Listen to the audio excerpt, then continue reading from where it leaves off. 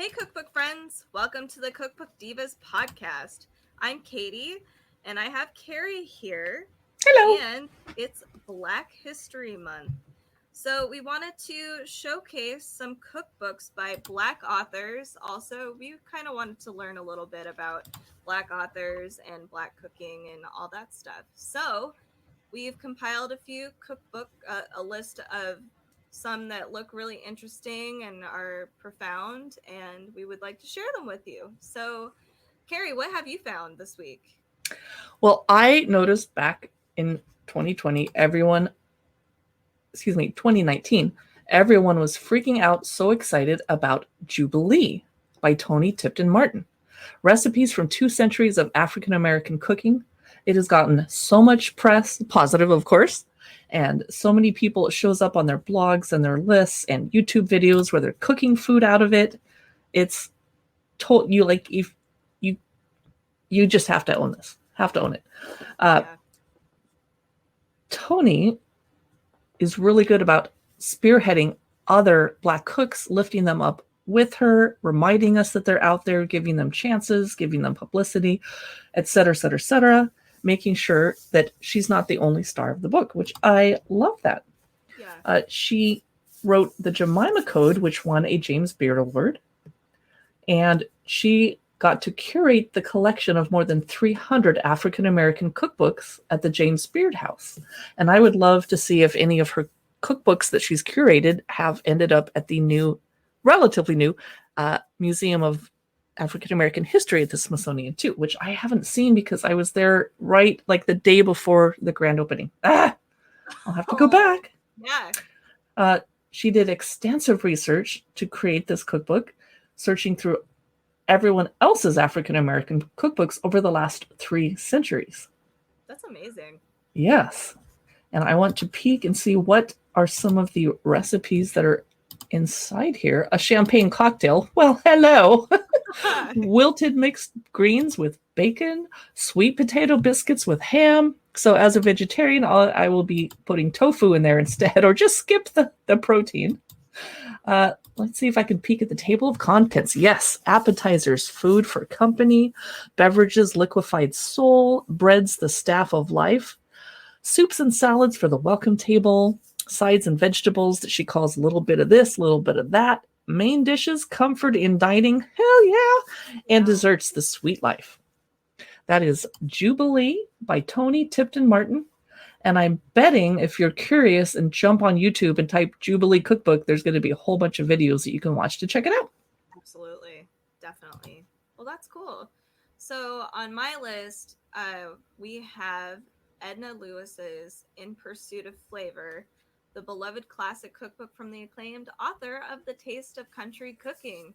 So I had to put her on my list. She did pass away in 2006, but they've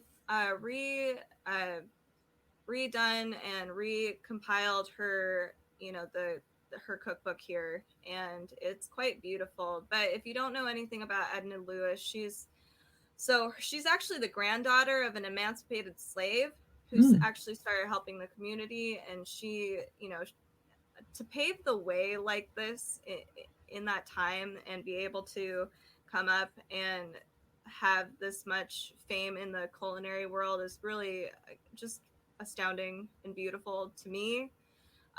So she has a really interesting life, and she did the big turn for her was the Taste of Country Cooking, which that ended up being, I believe, I think that's actually featured in the American Museum of Natural History. It's I feel like I'm trying to find this. Sorry. Is it the National Women's History Museum? Yeah. Yes. Thank you. Yes.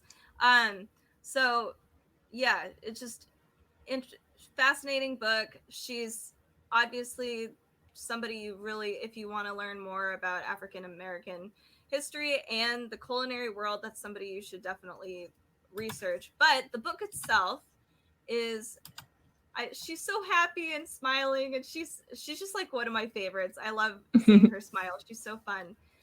But the foreword is actually done for this particular book It is done by somebody we're going to be talking about a little later, Mashama Bailey. So she part owns the black, the white, or the gray. Sorry, the book is called The Black, the White, the Gray, but she owns the gray, which is in Georgia. But anyway, so Edna Lewis's book has a lot of really interesting recipes in here. Obviously some classics like, sauteed bananas, coconut rice, leek and potato soup. Those sound really good to me. I love those home cooked those particular dishes. You just reminded me that I just bought leeks and potatoes to make potato leek soup. Yum! And I forgot that the leeks are in my fridge. And if you hadn't said that, they might have rotted before I used them. Ah! Yeah, use it. And no excuse. Yes. Now we could use this recipe. But she's got all kinds of cool recipes in here. Classics, different ones, sweet baked sweet potatoes with lemon flavoring, pumpkin with sauteed onions and herbs. Just a lot of interesting stuff in here. So definitely give this one a check if you have time. Yeah. What's the next one on your list? The next book I'm going to mention is Vegetable Kingdom, The Abundant World of Vegan Recipes by Bryant Terry. Now, here's a chef that happens to be Black and isn't necessarily running out there to write about Black foods. He's talking about vegan foods, and there's not a lot of vegan chefs in the vegan space. So we wanted to showcase what he's doing. And Katie is currently experimenting with being a vegan. And I am a lifelong vegetarian, so I like vegan cookbooks, and I'll buy them. And then if I feel the need, I'll throw some sour cream on top of the chili to make a vegetarian. Anyway, besides being an African-American vegan and chef, Bryant Terry is also an activist and an author. He has an MA in history and started getting a PhD but dropped out. His emphasis in history was on the African diaspora. And he's looking at healthy recipes for veganism, but he's more interested in taste and texture. And I got to point out how important texture is, because I'm a vegetarian that doesn't care if other people eat meat. And I will cook some meat for my boyfriend, but I'm not very good at it because I'm just like, this smells and looks horrible. Why would someone eat this? So it's probably not the most flavorful. So when he's open to eating some fake meats, which we do just for fun. I mean, you don't need to replace meat with fake meat. You can just eat beans and get your protein from eggs, whatever. But I'll serve him some stuff, and the flavor, he's like, this tastes great. But if the texture's off, he's like, nope. Yeah. Oh, that's my husband too with that, because we've both been doing the vegan thing, and he's definitely a meat eating guy. He's so awesome. But yeah, that's the same thing for us too. The texture, and flavor, just, which is good that he emphasizes it. I don't feel like a lot of vegan cookbooks do that at all. So yeah. I love that. So he organizes the book by ingredient, so you can make it easier to create simple dishes or meals. And he also covers the basics of vegan cooking, how you make flavorful salads, how you cook soups and stews and make tasty grains and legumes, et cetera, et cetera, et cetera. Which I like that he does it by ingredient, because I can picture myself going, okay, what am I going to do with this broccoli this time? And flipping through like, okay, what? Help. He actually sorts it by seeds, bulbs, stems, flowers, fruits, leaves, fungi, tubers, and roots. That's really creative and inventive. I like it. So that was The Vegetable Kingdom, The Abundant World of Vegan Recipes by Bryant Terry. And the hardcover came out in February 2020. And you can, of course, grab it on Kindle. Cool. So on my list next is this cookbook is called The Rise, Black Cooks and the Soul of American Food, a cookbook. This is by Marcus Samuelsson. This came out in October 27, 2020. I know this was a cookbook that a lot of people were raving about. Oh, I saw it everywhere. Oh, everyone's so delighted by it. Yes. Yeah, it's so the cookbook itself is super cool. The colors are bright. It's got a really unique design around it. It, like, the recipes are really cool as well. I'm hoping I can find a little tidbit from this that I feel like is really important, or I guess like a good summary of what this cookbook actually is. So the Rise breakdown. Black is not a taste, or is it? Black food is not monolithic. It's complex, diverse, and delicious, stemming from shared experiences as well as an incredible individual creativity. Black food is American food, and it's long past time that the artistry and ingenuity of Black cooks were properly recognized. The Yes. Rise is part of that conversation, and this book is my perspective on what's so exciting about the culture we share. So I love that. I think it summarizes the book greatly. It's got a bunch of different African American chefs have contributed to it, have given their favorite recipes, and the Marcus Samuelsson is, he was crowned champion of Top Master Chef and Chopped All Stars. Just he's a big name. I would definitely give this cookbook a look through, and that is The Rise: Black Cooks and the Soul of American Food, a cookbook. And I would love to be looking through it in one of my cookbook look-throughs that I do on YouTube and Instagram and Facebook, but it has been on hold at the library forever. I should just give up and buy it. Yeah. And by give up, I just mean I have stacks and stacks of cookbooks in my office right now and no open shelf on, no room on the bookshelf. Well, I know. I'm an addict. It's okay. The next book that we wanted to talk about during Black History Month about Black chefs is The Black, White, and the Gray, The Story of an Unexpected Friendship and a Beloved Restaurant by Mashama Bailey. It came out just over a month ago in January 2021. It's a story about the trials and triumphs of a Black chef from Queens, New York, and a white media entrepreneur from Staten Island who built a relationship and a restaurant in the Deep South, hoping to bridge biases and get people talking about race, gender, class, and culture. They turned a dilapidated, formerly segregated Greyhound bus station, of all things, into a restaurant, and that's why it's called The Gray. It's insane. That's so creative and just, the whole story is astounding to me. I love this cookbook. It's so cool to me.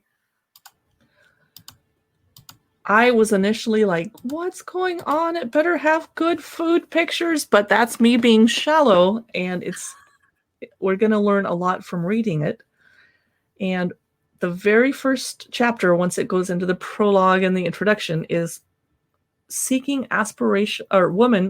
white male seeking aspirational Black female for business relationship. And then part 2, then there were 2. Part 3 is hard work, heartbreak, and hope. And then the epilogue, and it's a serious, you're not flipping through looking at pretty pictures in this one. No. You're going to learn a lot, and I'm curious to know how you start conversations in a restaurant, because diners are sitting there eating. Are you hoping they ask questions about food? Are you giving them a little spiel before you serve it? I don't know how that works, because starting conversations is so hard, and we're working on my other blog, which is about wine. We want to open conversations about why are there so few Black people out wine tasting when we go out. But how do you open the conversation carefully without offending anyone? And you really want to listen and hear the answers and do something to change it, because everyone should enjoy wine if they enjoy wine. Absolutely. Yeah, it is a really important thing, and I wish that it was touched on more. If somebody has any advice to that, feel free to comment below and let us know.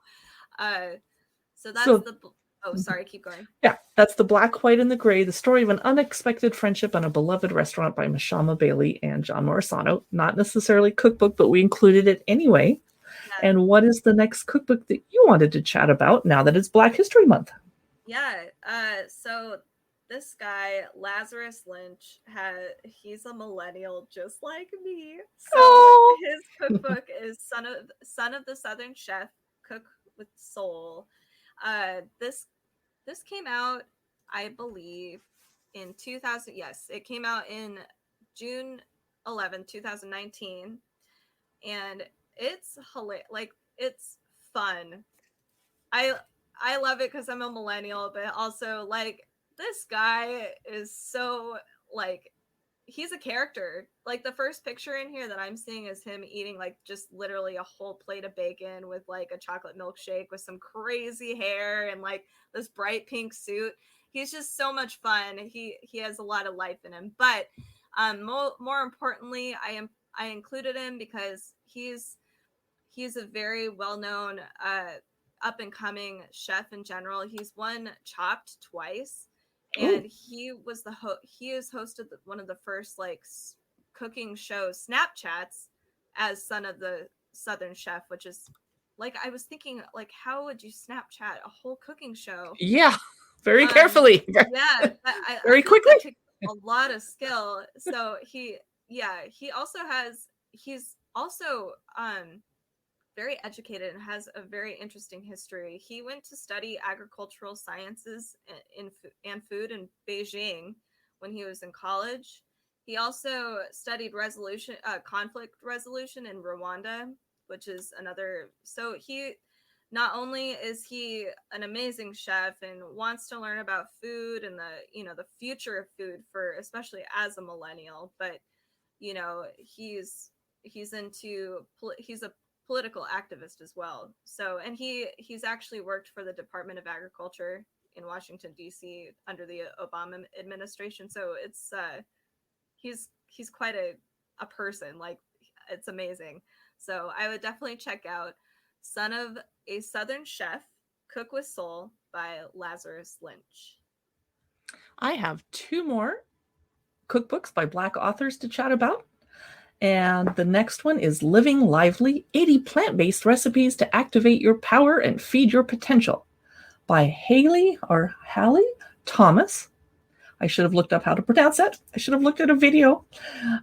She was inspired to start cooking differently when her father was diagnosed with type 2 diabetes. She was only 8 years old, but that kind of helped her transform her life. And her family was looking into ways to improve her dad's health without necessarily relying on all this medication. So her mom did research, and the daughter learned everything she could about nutrition, and they were dramatically successful in changing her dad's health for the better. So she is a vegan, but not the preachy kind, and she just wants to encourage people to eat vegan more often. And she has networked with Michelle Obama with food health, message. And she has a strong group of young women influencers that are just so supportive of her and like, this is the best vegan chef ever. She says that to productively work towards our best selves, we have got to treat our bodies respectfully and give them the right kind of fuel that supports us, and incorporate healthy plant-based dishes into our daily routine so that it's not a diet, it's a lifestyle change. Yep. So I'm peeking through a list of some of the recipes in Living Lively, and I'm not a chia person, so Golden Dream turmeric berry chia pudding. I just said turmeric instead of turmeric. Anyway, I like turmeric tea. I'm like, nah. But then there's a recipe for fruity Jamaican cornmeal porridge. Yum. Oh, God. Potachos, which are potato nachos with green chili cheese sauce. Yes, thank you. What? Something called straight fire mac and cheese. And then I've still never tried jackfruit. She has a recipe for Korean jackfruit sloppy Jill. And shortcut sweet potato pie boats. It sounds really playful and fun. And if that's what it takes to get more people to eat vegan, oh, go for it. Absolutely.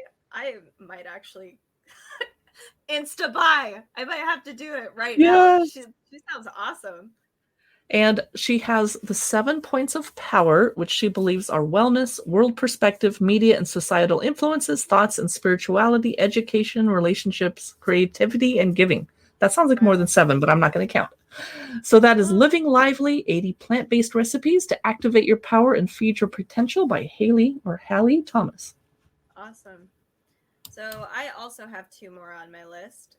So I have Rodney Scott's World of Barbecue, which I've talked about before, but he's so awesome. I have to talk about him all the time.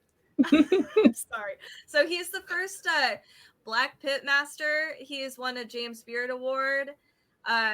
He has been featured on Netflix's Chef's Table, the barbecue version of the Chef's Table, and he's been visited and given accolades by people like Anthony Bourdain and Sean Brock. He's got this huge, like, he's got a plethora of reasons why he's super important. Also, I mean, also just being one of the first Black pit masters, you know, in the South, paving the way and doing that is amazing. The cookbook is so, like, I'm looking through it right now and my mouth is just, it's watery. So he's got things like beautiful, like, nachos with just piles of meat, and I might be trying to go vegan, but this cookbook is the reason why I can't go strictly no meat. So he's got, you know, barbecue ways to do steaks, burgers, and it's all of his trade secrets. It's not just, you know, how to grill meat, but he goes through, you know, like fried okra, like going through even frying vegetables, creating sauces, you know, just all these wonderful things that have made him a success. He's sharing that with us too. So, and I think it's great that this particular cookbook it's coming out soon, I believe. Well, I'm not usually interested in barbecue cookbooks because I am vegetarian, but if he has a section on frying vegetables, I am so there. Yeah, no, he does, and geez, it looks so good. It actually, it came out March 16, so it's out, and which is perfect. It's right before summertime, so we can all, you know, get ready to start grilling. It's grilling season soon. So that is Rodney Scott's World of Barbecue. Every day is a good day. You're going to have to read the next one because my dogs are going crazy. Go ahead. That is fine. All right.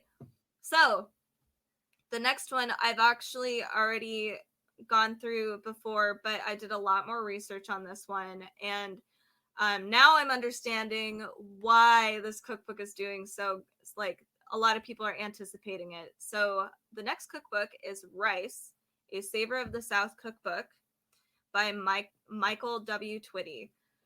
So I had not heard of Michael W. Twitty before, and now I'm like super interested because he's a African-American Jewish writer.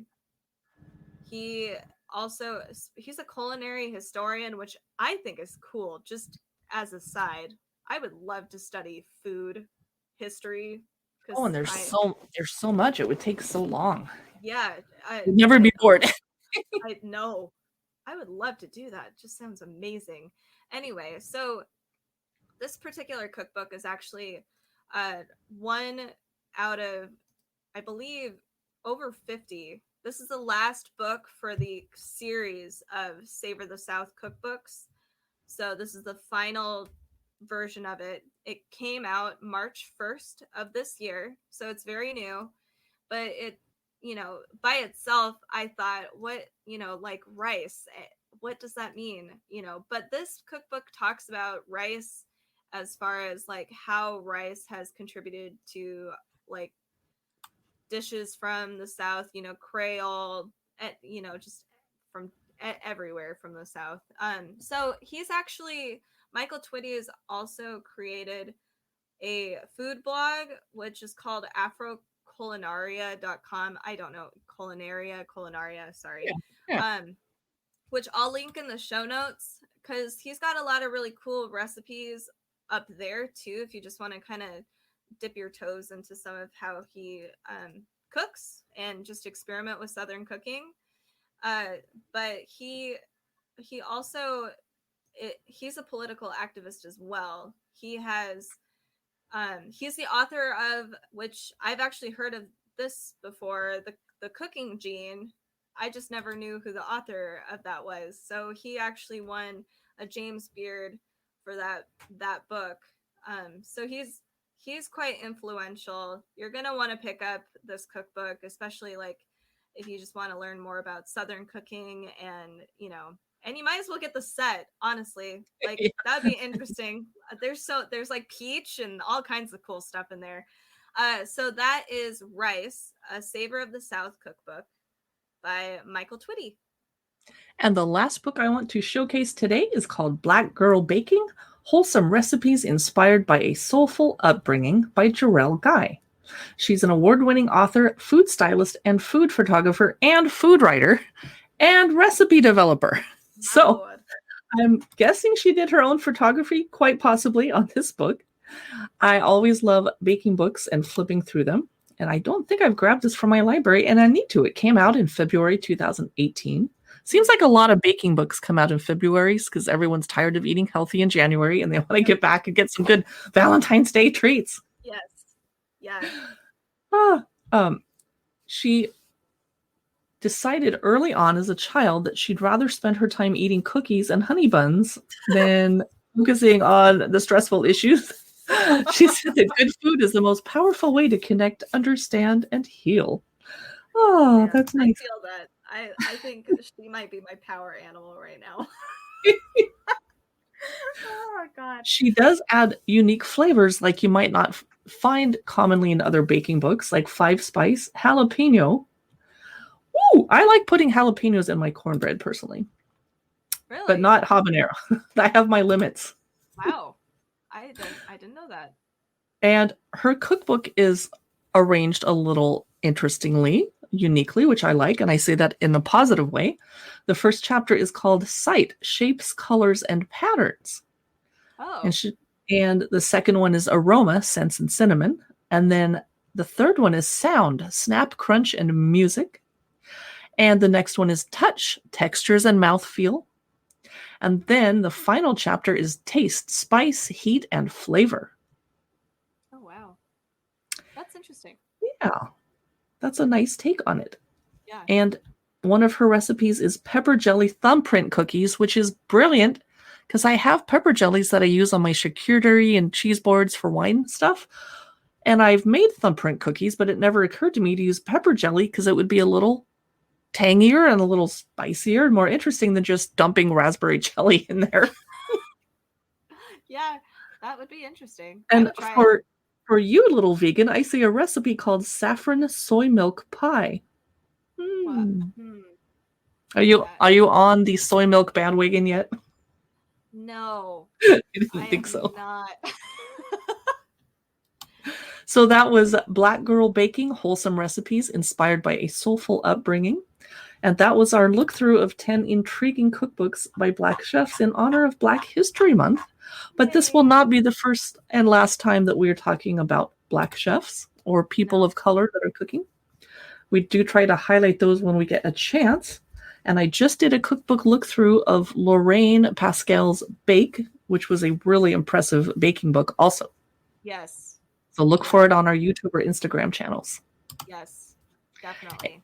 Thanks for listening to this mini-sode, which kind of got out of hand, and it's actually the same size as a regular episode. Hope you enjoyed it. And you can follow more of our cookbook news and tidbits and articles and videos and reels on Instagram, Facebook, YouTube, and occasionally on Pinterest. We're Cookbook Divas. Thanks so much for listening.